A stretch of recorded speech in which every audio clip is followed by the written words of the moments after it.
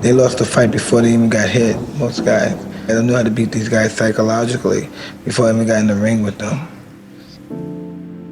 I'm the best ever. I'm the most brutal and vicious and most ruthless champion there's ever been. When I come out, I have supreme confidence, but I'm scared to death. I'm totally afraid. I'm afraid of everything. I'm afraid of losing. I'm afraid of being humiliated, but I'm totally confident. The closer I get to the ring, the more confidence I get. The closer, more confidence I get. The closer, more confidence I get. All during my training, I've been afraid of this man. I thought this man might be capable of beating me. I've dreamed of him beating me, but I always stayed afraid of him. The fear that I get from fighting, I use it as my friend. Project it on my foe. Fear is like fire. It's a feeling, and if you let it get out of control, it could kill you and everything around you. And once you control it, you can use it to help you. And in fighting, that's what I do. I don't become emotional because it inhibits my performance. And I used to keep my fear as my friend, and it makes me explosive. Like Cuss would always say, there's a difference between the coward and the hero. They both feel the same. They're both scared and nervous. It's just one lets his feelings get the better and devour him like the coward. And then he runs and hides. When the hero feels the same way, but he fights the feelings off, and he goes on to accomplish being a hero. Me, myself, I used to always think for some reason that I was a coward. I was afraid because of the way I felt.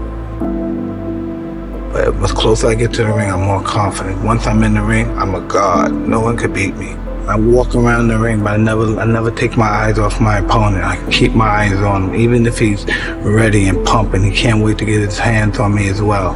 I keep my eyes on him. I keep my eyes on him. I keep my eyes on him. Then once I see a chink in his arm, boom, and one of his eyes may move, and then I know I have him. Then when he comes to the center of the ring, he still looks at me with his piercing look, and as if he's not afraid, but he already made that mistake when he looked down for that 1/10 of a second. I know I had him. He'll fight hard for the first 2 or 3 rounds, but I know I already broke his spirit. Everything was that I'm invincible, I'm a savage, I'm ferocious, I'm the smartest savage. I know I would obtain my goal before it existed. I knew that. I knew I would be champ of the world before I died. I knew I wasn't going to die before I became champ. I don't think that way now. I was just disappointed that I didn't kill them back then. But that was just my main objective because I wanted to succeed so bad, and I failed. And the fear of not succeeding was worse than dying. So I just wanted to make sure they never got up.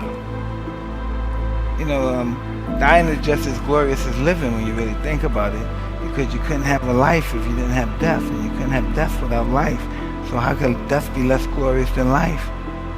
They're both intertwined with one another.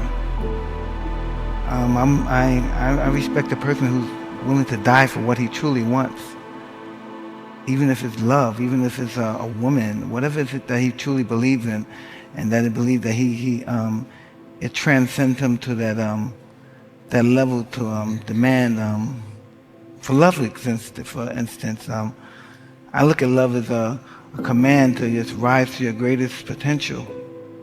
You know, and that's how people should feel. Their objective should be to rise to their best potential in life.